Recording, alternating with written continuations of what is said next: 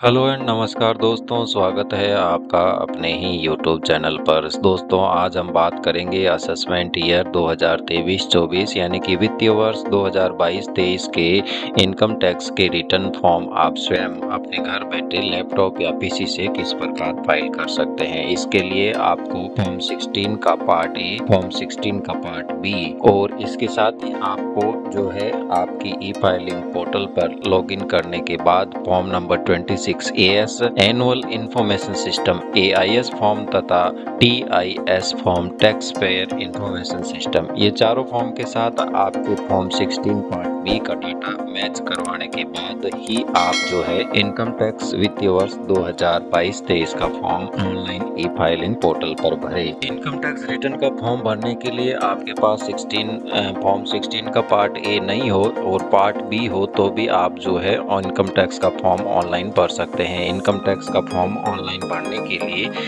आज हम बात कर लेते हैं कि आप किस प्रकार जो है ई फाइलिंग पोर्टल के द्वारा घर बैठे इनकम टैक्स का फॉर्म भर सकते हैं। चलिए शुरू करते हैं। इससे पहले अगर आपने चैनल को सब्सक्राइब नहीं किया है तो सब्सक्राइब करके बेल आइकन प्रेस कर दीजिएगा। इनकम टैक्स का फॉर्म भरने के लिए आपको गूगल क्रोम में सिंपली टाइप कर देना है ई फाइलिंग। ई फाइलिंग आप जैसे ही टाइप करोगे आपके सामने जो है incometax.gov.in इनकम टैक्स की ये वेबसाइट आ जाएगी। इसको ओपन करने के बाद जो है जनरली सब लोगों ने रजिस्टर्ड कर रखा है तो आपको सीधा जो है लॉगिन ही करना है। लॉगिन करने के बाद जो है आपको यहाँ पर अपना पैन नंबर इंसर्ट कर देना है जहाँ पर आपकी यूजर आईडी दिख रही है। इसके बाद आपको कंटिन्यू ऑप्शन पर क्लिक कर देना है। कंटिन्यू ऑप्शन पर आप जैसे ही क्लिक करोगे इस चेक बॉक्स को टिक करके आपका जो ई फाइलिंग पोर्टल का पासवर्ड है वो आपको एंटर कर देना है। अगर आपको पासवर्ड यूज नहीं है तो आप फॉरगेट पासवर्ड ऑप्शन का यूज करके अपने पासवर्ड को फॉरगेट भी कर सकते हैं। हमें अपनी यूजर आईडी का पासवर्ड याद है इसलिए हमने पासवर्ड एंटर करके कंटिन्यू ऑप्शन पर क्लिक कर दिया है। जैसे ही आप कंटिन्यू ऑप्शन पर क्लिक करोगे आपके सामने आपकी पर्सनल इंफॉर्मेशन जो भी आपका नाम, आपकी मेल आईडी और कॉन्टेक्ट नंबर है वो यहाँ पर शो करेंगे। इसके बाद जो है लॉगिन करने के बाद आपको सबसे पहला काम यही करना है कि इनकम टैक्स की पोर्टल से आपको फॉर्म नंबर 26 AS में जो भी आपका डाटा है वो फॉर्म नंबर 16 के साथ आप मैच कर ले। मैच करने के बाद ही आप जो है इनकम टैक्स का रिटर्न ऑनलाइन फाइल करें। फॉर्म नंबर 26 AS डाउनलोड करने के लिए आपको जो है ई फाइलिंग ऑप्शन में इनकम टैक्स रिटर्न और यहाँ पर आपको दिख रहा है व्यू फॉर्म नंबर 26 AS, इस ऑप्शन पर आपको कर देना है क्लिक। जैसे ही आप इस ऑप्शन पर क्लिक करोगे तो ये आपको जो है TDS CPC की वेबसाइट पर लेकर जाएगा जिसके लिए आपको कंफर्म कर देना है। इसके बाद इस चेक बॉक्स को टिक मार करके प्रोसीड ऑप्शन का आपको सिलेक्शन कर लेना है। फिर यहाँ पर view tax credit form number 26 annual tax statement, इसको आपको सिलेक्ट करके आपका जो भी फाइनेंशियल ईयर है 2023-24 यहाँ पर सिलेक्ट करके और व्यू एज HTML कर लेना है।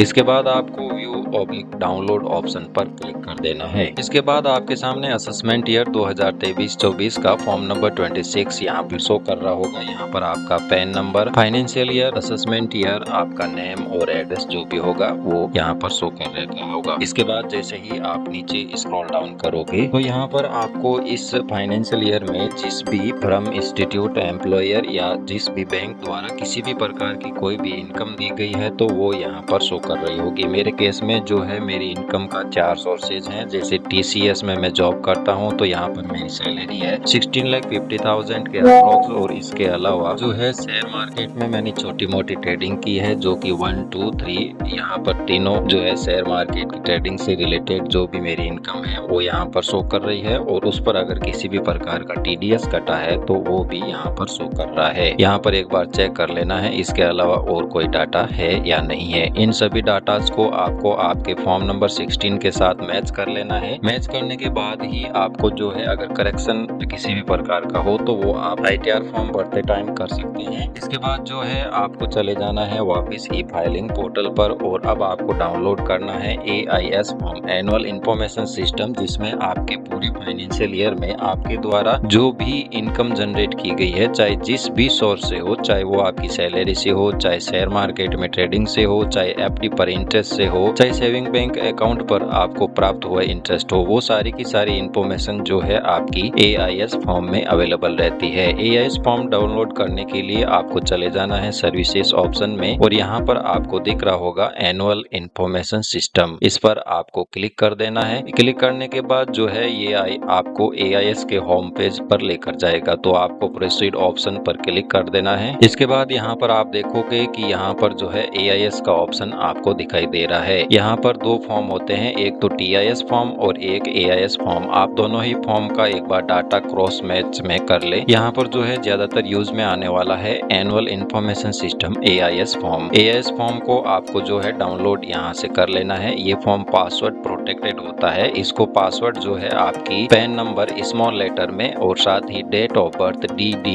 MM YY फॉर्मेट में आप एंटर करोगे तो जो आपका फॉर्म है वो यहाँ पर ओपन हो जाएगा। यहाँ पर जो है मेरा AIS का फॉर्म थोड़ा बहुत बड़ा है, इसलिए डाउनलोड होने में टाइम ले रहा है। तो अगर आपका फॉर्म बड़ा नहीं है तो यहाँ पर जो है डाउनलोड हो जाएगा, और अगर बड़ा हो जैसे कि किसी भी प्रकार की ट्रेडिंग से जो है अपना AIS फॉर्म बड़ा हो जाता है तो उस केस में जो है आपको गो टू एक्टिविटी हिस्ट्री यहाँ पर चले जाना है। इसके बाद यहाँ पर जो है डाउनलोड का ऑप्शन मिल जाएगा, आप इस ऑप्शन पर क्लिक करके जो है आप अपना AIS फॉर्म डाउनलोड कर सकते हो। इसके बाद जो है आपको TIS फॉर्म भी डाउनलोड कर लेना है और यहीं पर जाना है वापस, और यहाँ पर जो डाउनलोड ऑप्शन दिख रहा है उस पर क्लिक करके आप अपना TIS फॉर्म डाउनलोड कर सकते हो। अब यहाँ पर देखोगे कि आपका AIS फॉर्म और TIS फॉर्म दोनों ही ओपन होने के लिए पासवर्ड मांग रहा है, तो पासवर्ड आपका पैन नंबर स्मॉल लेटर में और date of birth DD MM YY format में आपको यहाँ पर एंटर करके सबमिट कर देनी है। जैसे आप सबमिट करोगे तो आपका AIS फॉर्म जो है डाउनलोड हो जाएगा। अब यहाँ पर देखोगे कि आप मेरा AIS फॉर्म यहाँ पर डाउनलोड हो चुका है। यहाँ पर मेरी पर्सनल इन्फॉर्मेशन है। अब मेरे पास जो है part B1 information relating to tax deduct या TDS से रिलेटेड है। यहाँ पर सैलरी से मेरी कितनी इनकम हुई है, यानी कि 12 महीनों की यहाँ पर आपको हर महीने की सैलरी दिखाई दे रही है, कितनी आपको सैलरी मिली है और उस पर कितना TDS कटा है वो डाटा यहाँ पर शो हो रहा है। इसके अलावा अगर आपने डिविडेंड किसी भी प्रकार का बाई किया है और उस पर किसी भी प्रकार का प्रॉफिट है तो वो यहाँ पर आपको शो कर रहा होगा। डिविडेंड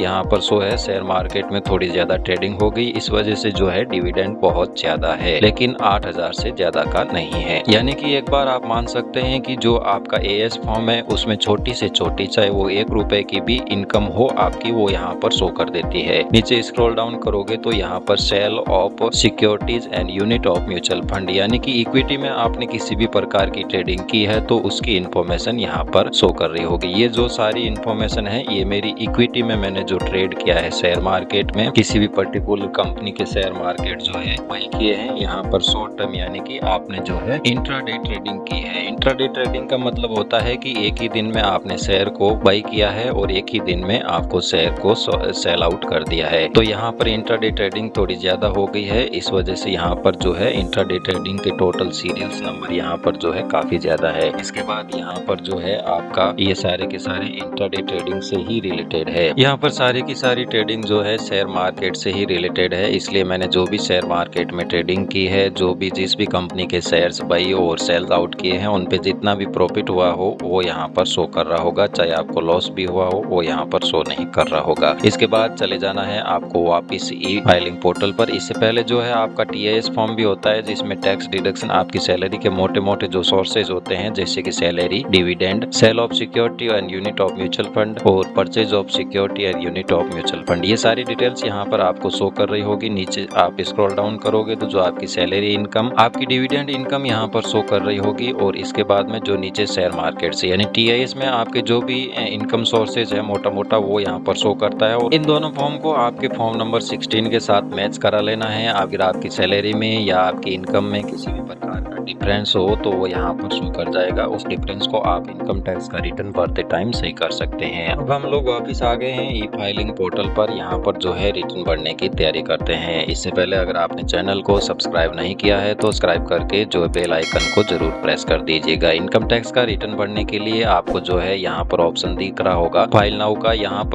पर क्लिक करके भी भर सकते हैं, या फिर ई फाइलिंग ऑप्शन में इनकम टैक्स रिटर्न और फाइल इनकम टैक्स रिटर्न यहाँ पर क्लिक करके भी आप अपना अपना ITR फाइल कर सकते हैं। इसके बाद आपको सेलेक्ट करना होगा अपना असेसमेंट ईयर जो कि 23-24 होगा। सेलेक्टिंग फाइलिंग मोड जो भी हो, ऑनलाइन या ऑफलाइन, ज्यादातर ऑनलाइन ही होता है। तो इसको सेलेक्ट करके आपको कंटिन्यू ऑप्शन पर क्लिक कर देना है और इसके बाद अगर आपने प्रीवियस कोई भी रिटर्न फाइल करने का ट्राई किया है तो वो यहाँ पर अगर आपका डाटा सेव्ड होगा तो उसको आप रिज्यूम कर सकते हैं। अदरवाइज आपको जो है स्टार्ट न्यू फाइलिंग करना है। स्टार्ट न्यू फाइलिंग ऑप्शन पर क्लिक करोगे तो यहाँ पर आपकी कैटेगरी और आपको कंटिन्यू, यहाँ पर जो भी आप जो है इनकम टैक्स रिटर्न का फॉर्म फाइल करना चाहते हैं ITR 1 सैलरी के केस में ही लगता है और ज्यादातर यही लोग जो है ITR फॉर्म फाइल करते हैं। तो आपको इसको सेलेक्ट करके प्रोसीड विद ITR 1 ऑप्शन पर क्लिक कर देना है। यहाँ पर जो है लेट्स गेट स्टार्टेड सब, यहाँ पर ये पूछ रहा है कि आप जो है इनकम टैक्स का रिटर्न का फॉर्म क्यों भरना चाहते हैं। ज्यादातर जो है जनरली हमको यही ऑप्शन सेलेक्ट करना है कि जो हमारी आय है वो बेसिक एग्जम्पशन लिमिटेड से ज्यादा है, इसलिए हम income tax return form file कर रहे हैं। और इसके बाद आपको कर देना है कंटिन्यू ऑप्शन पर क्लिक। इसके बाद जो है यहाँ पर आपकी 5 टैब टोटल ओपन होकर आपके सामने आएगी। Personal information, GTI, deduction, tax paid और टैक्स लायबिलिटी। इन 5 टैबों को जो है हम एक एक करके समझेंगे कि कौन सी टैब में किस प्रकार की इन्फॉर्मेशन आपको सबमिट करनी है और जो है किस प्रकार इनको आपको कंप्लीट करना है। सबसे पहले हम ले लेते हैं पर्सनल इन्फॉर्मेशन टैब। यहाँ पर आपको इस एरो पर क्लिक कर देना है। जैसे ही आप पर्सनल इन्फॉर्मेशन टैब पर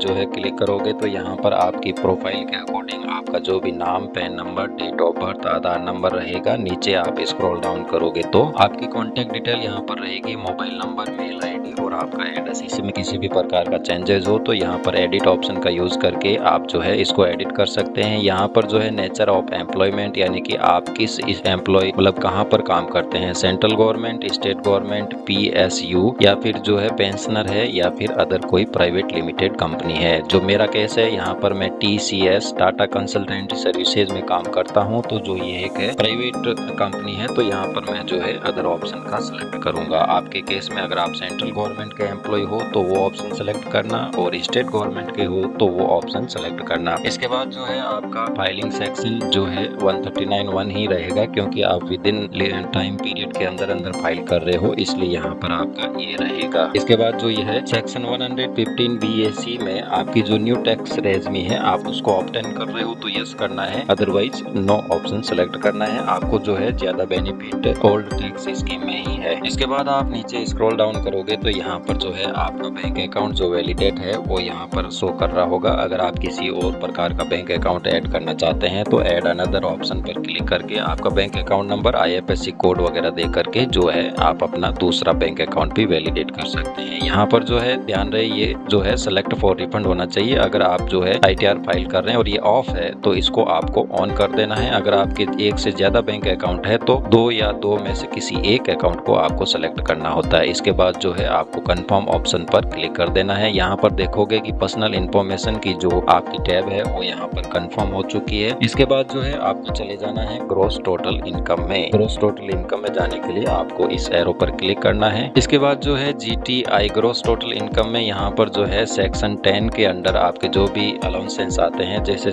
सेक्शन 10 फर्स्ट में है जो टूर एंड ट्रेवलर्स के अलाउंसेंस है जो आपके एम्प्लॉयर द्वारा आपको एग्जेम्प्टेड होते हैं, वो यहाँ पर है तो आपको यस कर देना है, अदरवाइज नो ऑप्शन सेलेक्ट करना है।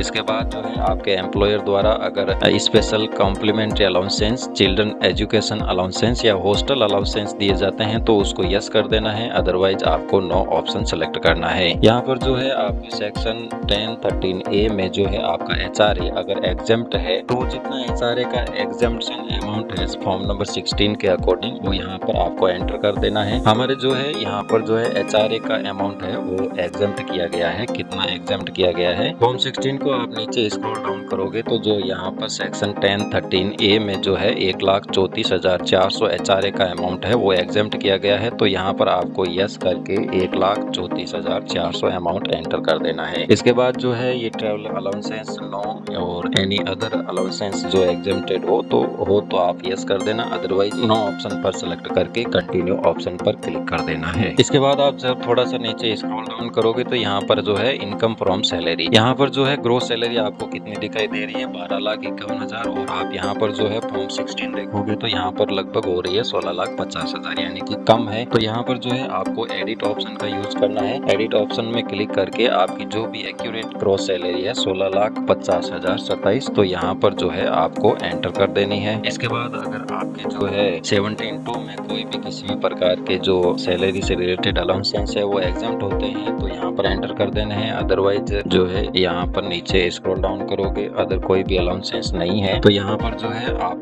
कोई भी अदर अलाउंसेंस एग्जम्प्टेड नहीं है। यहाँ पर जो है आपके सेक्शन वही जो हमने पहले ऑप्शंस नो सेलेक्ट किए थे और HRA एंटर किया था वो यहाँ पर शो हो रहा है। इसके अलावा अदर कोई भी सेक्शन में आप अलाउंसेंस ऐड करना चाहते हो तो ऐड अनदर ऑप्शन पर क्लिक करके आपका जो भी डिडक्टेबल अमाउंट हो वो यहाँ पर एंटर कर देना है। हमारे केस में जो है HRA ही है खाली, तो इसके अलावा कुछ नहीं है। इसके बाद जो है आपकी यहाँ पर नेट सैलरी है 15,15,627 और यहाँ पर भी जो है 15,15,627। इस दोनों को आपस में मैच करा के आपको सेव ऑप्शन पर क्लिक कर देना है। अब यहाँ पर जो है आपकी सैलरी से रिलेटेड पार्ट है वो यहाँ पर कंप्लीट हो चुका है। अब अगर किसी बंदे ने होम लोन ले रखा है और होम लोन पे जो है इंटरेस्ट वो एग्जम्प्टेड से एग्जम्प्ट करवाना चाहते हैं तो यहाँ पर होम लोन से रिलेटेड जो भी आपका इंटरेस्ट होगा वो यहाँ पर एंटर होगा और जो आपका प्रिंसिपल अमाउंट होगा वो सेक्शन 80C में ही ऐड होगा। यहाँ पर होम लोन पर अगर आपके लिया हुआ है और उस पर इंटरेस्ट आप ऐड कराना चाहते हो तो ऐड ऑप्शन पर क्लिक करके यहाँ पर आपकी प्रॉपर्टी टाइप जो भी है वो सेल्फ ऑक्यूपाइड सेलेक्ट करके आपको जो है होम लोन यहाँ पर जो भी इंटरेस्ट है होम लोन का वो यहाँ पर अलाउ कर देना है। अलाउ करने के बाद ऐड कर देना है। हमारे यहाँ पर जो है केस में होम लोन पर ब्याज है नहीं तो यहाँ पर जो है हम इसको रहने देते हैं। यहाँ पर आप फॉर्म 16 देखोगे कि स्टैंडर्ड डिडक्शन 50,000 और उसके बाद में जो है एंटरटेनमेंट टैक्स यहाँ पर जो है 2500 रुपए एग्जम्प्ट किया गया है वो हमने यहाँ पर ऐड नहीं किया है। तो उसको ऐड करने के लिए वापस आपको सैलरी को एडिट ऑप्शन का यूज करना है और यहाँ पर जो है आप जैसे ही नीचे स्क्रॉल डाउन करोगे तो स्टैंडर्ड डिडक्शन के साथ सेक्शन 16 थर्ड में यहाँ पर आपको 2500 रुपए एंटर कर देने। इस प्रकार अगर आप किसी एंट्री से चूक भी जाते हो तो वापस एडिट ऑप्शन का यूज करके आप उसको करेक्ट कर सकते हो। अब यहाँ पर जो है सैलरी का पार्ट कंप्लीट हो चुका है और हमारे जो हाउस प्रॉपर्टी पर इंटरेस्ट है लोन पर उसका पार्ट कंप्लीट हो चुका है। अब रही बात income from other sources. Income from other sources का डाटा है आपको फॉर्म नंबर 26AS से मैच कर लेना है क्योंकि ये जो है फॉर्म 16 में यहाँ पर अवेलेबल नहीं होता है तो वहाँ से भी मैच कर सकते हो 26 नंबर से, और आपका AS फॉर्म होता है वहाँ से भी आप जो है इसको मैच करवा सकते हो। यहाँ पर इनकम फ्रॉम अदर सोर्सेज में जो है डिविडेंड इनकम शो कर रही है और यहाँ पर भी जो है हमारी डिविडेंड इनकम शो कर रही है, बट यहाँ पर जो है ये 1 नंबर सीरियल और 3 नंबर सीरियल की जो है इनकम यहाँ पर शो नहीं कर रही है तो वो यहाँ पर जो है हमको मैनुअली ऐड करनी होगी। ये भी एक प्रकार की डिविडेंड इनकम ही है तो आप चाहो तो इस 8,557 में 1272 और 23 रुपए ऐड करके जो है टोटल लिख सकते हो। फॉर्म नंबर 16 के अकॉर्डिंग ये 2 एंट्रिया जो है आपकी 1 नंबर और जो 3 नंबर है वो रह गई है तो इसको ऐड करना है। तो ऐड करने के लिए आप ही फाइलिंग पोर्टल पर जो है नीचे स्क्रॉल डाउन करके यहाँ पर जो है add income, do you add any other income, तो यहाँ पर जो है आप डिविडेंड इनकम को ही एडिट करोगे क्योंकि ये जो 1 नंबर और 3 नंबर की एंट्रीज है ये डिविडेंड से रिलेटेड ही है। शेयर मार्केट में ट्रेडिंग से जो भी प्रॉफिट या लॉस हुआ है वही यहाँ पर शो कर रहा होगा। तो आपको जो है जनरली 8,557 में 1272 और 23 रुपए ऐड करके यहाँ पर लिख देने हैं। तो इसके लिए आपको जो है डिविडेंड इनकम पर क्लिक करना है और यहाँ पर एडिट ऑप्शन का सिलेक्शन करना है। इन दोनों एंट्रीज को आप ऐड करोगे तो आपकी जो है टोटल इनकम हो रही है 9,852 रुपए। यहाँ पर जो है आपको 9,852 रुपए एंटर कर देने हैं और सेव ऑप्शन का यूज कर लेना है। इसके बाद जो है आपका इनकम पार्ट है वो यहाँ पर कंप्लीट हो चुका है। इसके बाद जो है आपकी अगर कोई एग्जम्प्ट इनकम हो तो वो एंटर कर देनी है, अदरवाइज आपको कंफर्म ऑप्शन पर क्लिक कर देना है। कंफर्म ऑप्शन पर क्लिक करने के बाद आपकी 2 टैब कंप्लीट हो चुकी है। बची टैब है डिडक्शन। डिडक्शन में आपके 80C के डिडक्शन, 80D, 80G से रिलेटेड जो भी डिडक्शन है वो यहाँ पर आपको एंटर कर देने हैं। तो डिडक्शन टैब पर हम कर देते हैं क्लिक। यहाँ पर जो है आपकी डिडक्शन से रिलेटेड जो भी इनकम होगी वो यहाँ पर ऐड करनी होगी। हम जो है फॉर्म यहाँ पर ऑटो फिलअप डाटा नहीं आया है तो आपको जो है फॉर्म नंबर 16 के अकॉर्डिंग आपकी जो भी डिडक्शन है वो यहाँ पर एंटर कर देने हैं। यहाँ पर डिडक्शन की बात करें तो आपके सेक्शन 80C में जो है 2,18,000 रुपए की टोटल डिडक्शन है, बट मैक्सिमम आपको 1.5 लाख ही मिलेंगे। तो आप चाहो चाहो तो 1.5 लाख लिख सकते हो, नहीं तो 2,18,300 रुपए जो है ATC सेक्शन में यहाँ पर लिख सकते हो। 2,18,300 वो ऑटोमेटिकली जो है आपको 1.5 लाख की लिमिट ही देगा। इसके बाद जो है आपका 50,000 रुपए ATC CT 1B में है। तो यहाँ पर जो है आप नीचे स्क्रॉल डाउन करोगे, यहाँ पर नीचे स्क्रॉल डाउन करोगे तो यहाँ पर आपको शो नहीं हो रहा है, तो आप जो है इसको कंफर्म कर दोगे, कंटिन्यू कर दोगे, सॉरी कंटिन्यू करने के बाद जो है आप यहाँ पर देखोगे ATC CT 1B यहाँ पे शो हो रहा है तो ठीक है, नहीं तो लोडिंग हो रहा है, सॉरी। यहाँ पर जो है ATC CT 1B, तो यहाँ पर जो है ATC CT 1B अपने को नहीं दिखाई दे रहा है। तो यहाँ पर जो है शो ऑल डिडक्शन पर आप जैसे ही क्लिक करोगे तो यहाँ पर जो है शो कर रहा होगा ATC CT 1B। तो यहाँ पर जो है आप ये 50,000 रुपए का अमाउंट ऐड करके जो है ऐड कर सकते हो। यहाँ पे जो है 50,000 रुपए है, तो इस एंट्री को यहाँ पर हम 50,000 रुपए डाल के ऐड कर देते हैं। जैसे ही आप ऐड करोगे को आपकी जो है टोटल डिडक्शन है वो यहाँ पर जो है 2 लाख रुपए हो चुके होंगे। इसके बाद अगर आपने किसी भी प्रकार का डोनेशन किया है तो वो जो यहाँ पर आपको ATG दिखाई दे रहा है, सेक्शन ATG, इसमें आप एंटर कर सकते हो डोनेशन की डिटेल। और आपके सेविंग बैंक अकाउंट पर अगर इंटरेस्ट है 10,000 रुपए से कम है तो वो पूरा एग्जाम्प्ट है, उस पर टैक्स ना लगे, इसलिए आप यहाँ पर जो है ऐड ATT पे ऐड करके अमाउंट जो भी आपका बचत खाते पर ब्याज है उसको कंफर्म कर दोगे। हमारे केस में जो है यहाँ पर एक अमाउंट और है, नीचे स्क्रॉल डाउन करोगे तो यहाँ पर जो है deduction in respect of health insurance, यानी कि हमने हेल्थ इंश्योरेंस ले रखा है, उसका प्रीमियम जो भी हम भरते हैं ईयरली वो यहाँ पर है 5,994। तो ये आपको सेक्शन 80D में एंटर कर देना है। इसके लिए आपको सेक्शन 80D ऐड ATD इस ऑप्शन पर क्लिक करना है। यहाँ पर जो है सेक्शन 80D ओपन होकर आ गया है। ये पूछ रहा है कि इफ यू आर इंडिविजुअल, अगर आप एक व्यक्तिगत हो, वर यू और any of your family member is a senior citizen, तो यहाँ पर आप सीनियर सिटीजन नहीं हो तो यहाँ पर आपको नो ऑप्शन सेलेक्ट करना है। बचा आपका दूसरा ऑप्शन, इसको यस करना है आप, क्योंकि आपके पेरेंट है वो सीनियर सिटीजन है बट आप सीनियर सिटीजन नहीं हो। यहाँ पर जो है आपका हेल्थ इंश्योरेंस का जो भी प्रीमियम है 5,994 यहाँ पर एंटर कर देना है और ऐड कर देना है। अब आप देखोगे आपके जो फॉर्म नंबर 16 में जो भी टोटल डिडक्शन है यहाँ पर है 2,05,994 रुपए। यही आपके ITR फॉर्म में आने चाहिए। यहाँ पर 2,05,994 मतलब एक्यूरेट है। यहाँ पर आपको कर देना है कंफर्म। कंफर्म करने के बाद जो है हमारी तीनों टैब कंप्लीट हो चुकी है। अब बची टैक्स पेड टैब, तो इस पर एरो पर आपको क्लिक कर देना है, यानी कि आपकी सैलरी में से या आपकी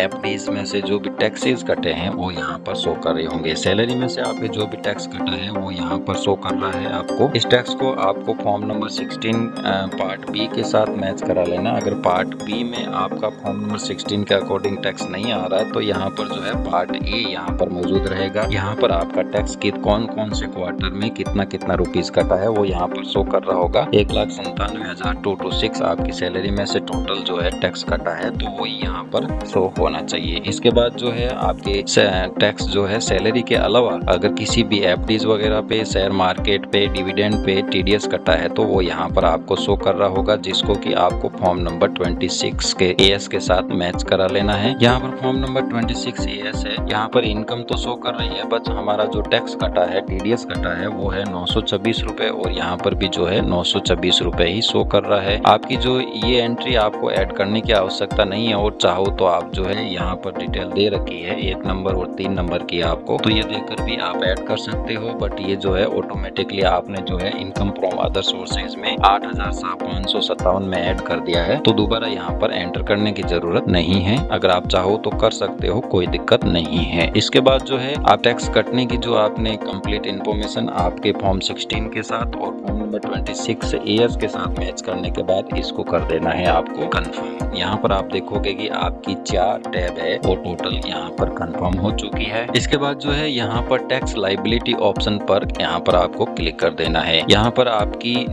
ग्रॉस टोटल इनकम, उसमें से डिडक्शन यहाँ पर देख रहे होंगे GTI यहाँ पर 14,72,000, उसमें से डिडक्शन 2,05,994 और टोटल इनकम रिमेनिंग रहती है 12,64,000। 12,64,000 पर जो है आपका टैक्स कितना बन रहा है उस पर सेस लग के जो आपका टोटल टैक्स हो रहा है वो 2,03,01 रुपए हो रहा है। और आपने टैक्स कितना चुकाया है, 1,98,000 के अप्रोक्स चुकाया है, तो इसको आपको कंफर्म कर देना है। हमारे केस में ये है कि हमारा जो टैक्स कटा है वो है 1,98,152 और हमको जो है टैक्स पे करना है वो 2,00,000 रुपीज पे करना है। तो आप जैसे ही प्रोसीड ऑप्शन पर क्लिक होगे तो ये आपसे कहेगा कि आपका जो है इतना रिमेनिंग टैक्स है, कितना है। यहाँ पर ये जो टैक्स आपका कटा है 1,98,152 और आपका टैक्स बन रहा है 2,00,000, तो ये यहाँ पर आपको टैक्सेज है पेड करना है 2150 रुपए। आप चाहो तो इसको पे नाउ ऑप्शन पर क्लिक करके आपके कंटिन्यू ऑप्शन का सिलेक्ट करके आपकी जो भी नेट बैंकिंग फैसिलिटी के द्वारा जो है यहाँ पर आपका असेसमेंट ईयर और ये ऑटोमेटिकली आ गया।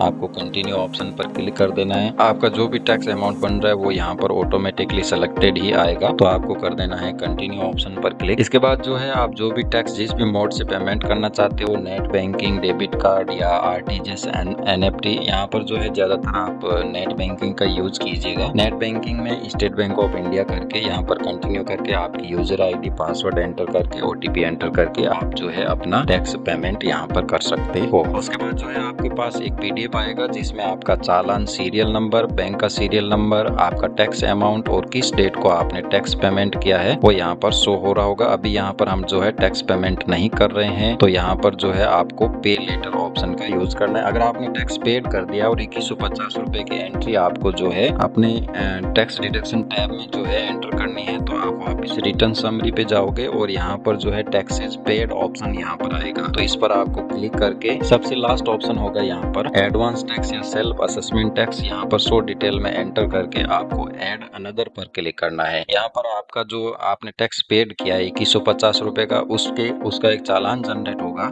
उसमें लिखा रहेगा BSR कोड, चालान सीरियल नंबर, यहाँ पर डेट और जो 2150 रुपए है वो यहाँ पर आपको ऐड कर देने हैं। तो हमने अभी टैक्स पेमेंट नहीं किया है। अगर किसी केस में जो है चालान जनरेट नहीं होता है और आपका बैंक से जो है टैक्स अमाउंट कट जाता है, तो आपको 5 से 7 दिन वेट करना है। वेट करने के बाद आप देखोगे कि यहाँ पर जो सबसे लास्ट टैब है सेल्फ असेसमेंट टैक्स, वहाँ पर जो भी आपका टैक्स पेमेंट किया है उसका आपके पास चालान नहीं आया तो वो 5 से 7 दिन लेती है, यहाँ पर अपडेट हो जाता है। यहाँ पर जो है हम सेल्फ असेसमेंट टैक्स का पेमेंट नहीं किया है तो इसको एक बार कंफर्म कर देते हैं और अब करेंगे हम अपना फॉर्म सबमिट। फॉर्म सबमिट करने के लिए आपको जो है प्रोसीड ऑप्शन पर क्लिक कर देना है। यहाँ पर सबमिट करने से पहले ध्यान रखना चाहिए आपको कि यहाँ पर जो है अमाउंट पेबल है वो 0 होना चाहिए या आपका यहाँ पर रिफंड अमाउंट होना चाहिए, तभी आप जो है आगे प्रोसीड करोगे, अदरवाइज आगे प्रोसीड नहीं करोगे। सपोज करो यहाँ पर 0 अमाउंट है तो यहाँ पर मैं पे लेटर ऑप्शन का क्लिक कर लेता हूँ और अब जो है आपको प्रीव्यू रिटर्न कर देना है। प्रीव्यू रिटर्न करोगे तो यहाँ पे जो है आपको सेल्फ डिक्लेरेशन करनी है। इस चेकबॉक्स को आपको टिक करके जो है यहाँ पर प्रोसीड टू प्रीव्यू ऑप्शन का सिलेक्शन यहाँ पर कर लेना है। यहाँ पर जो है आपका फॉर्म कंप्लीट भर के आ चुका है। नीचे आप स्क्रॉल डाउन करोगे तो यहाँ पर आपकी जो है पर्सनल इंफॉर्मेशन सारी की सारी रहेगी। आपका जो भी एम्प्लॉयमेंट कैटेगरी है वो यहाँ पर रहेगा, आपकी सैलरी से इनकम कितनी आई है, आपके जो HRA है वो कितना एग्जाम्प्ट है, ये सारे डाटा जो है एक बार अगेन आपको फॉर्म नंबर 16 के साथ मैच कर लेना है। ये इनकम फ्रॉम अदर सोर्सेज भी यहाँ पर आ चुकी है और इसके बाद डिडक्शन टैब में जो भी अपने डिडक्शन है वो यहाँ पर आ चुके हैं। हमने एंटर किया था 2,18,300 बट इसने लिया 1.5 लाख की है, तो 1.5 लाख की है ATC की लिमिट, तो यहाँ पर ऑटोमेटिकली उसने पिकअप कर लिया। यहाँ पर जो है आपका ATC CD1B का अमाउंट, यहाँ पे हेल्थ इंश्योरेंस का प्रीमियम और इनकी टोटल हो रही है 2,05,994 रुपीज। इसके बाद जो है आपकी रिमेनिंग इनकम बचती है 12,66,990 रुपए। उस पे आपके TDS कितना कटा है, सैलरी से आपके इतना कटा है और जो है आपका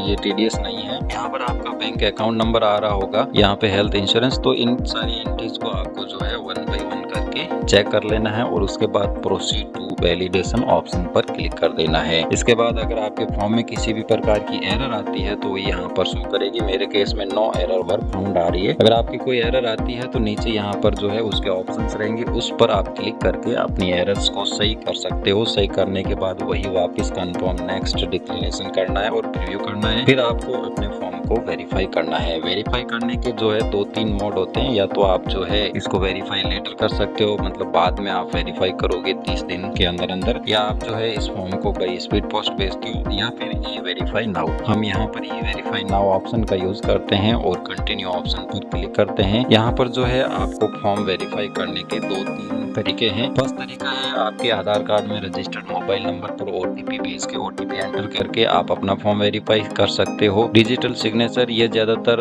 जो है ITR फॉर्म 1 भरने वालों के पास नहीं होता है। जो दूसरा ऑप्शन होता है वो यहाँ पर होता है नेट बैंकिंग के थ्रू, यहाँ पर बैंक अकाउंट नंबर के थ्रू या डीवी through demat account, bank account के थ्रू आप वैलिडेट भी कर सकते हो। अगर किसी बंदे के आधार कार्ड में मोबाइल नंबर रजिस्टर्ड नहीं है तो यहाँ पर जो है आपका जो भी वैलिडेट बैंक अकाउंट नंबर है उसमें जो रजिस्टर्ड मोबाइल नंबर है वो यहाँ पर आपके उस पर EVC जाएगा एक, वो EVC एंटर करके यहाँ पर कंटिन्यू कर सकते हो। हमारे केस में जो है आधार कार्ड में मोबाइल नंबर रजिस्टर्ड है तो हम यहाँ पर फर्स्ट ऑप्शन का यूज करते हैं, क्लिक करते हैं कंटिन्यू ऑप्शन पर। I agree to validate my detail और जनरेट आधार OTP।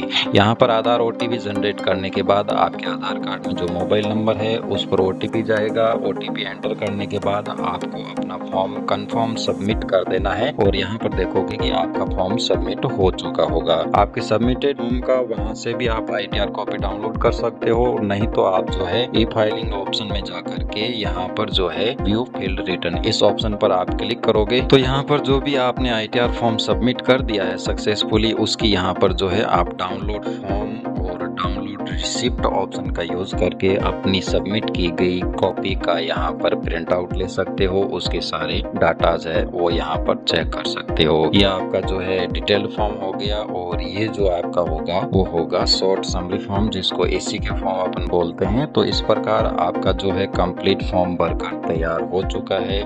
हमारा वीडियो अच्छा लगा हो तो चैनल को सब्सक्राइब करके ही जाइएगा, बिना सब्सक्राइब किए मत जाना। और इसके साथ ही ITR फॉर्म भरने में अगर आपको किसी भी प्रकार की परेशानी आती है तो आप नीचे कमेंट बॉक्स में कमेंट लिखकर हमें जरूर बताएं, हम आपके हर कमेंट का जो है उत्तर देंगे। धन्यवाद दोस्तों, जय हिंद, जय भारत।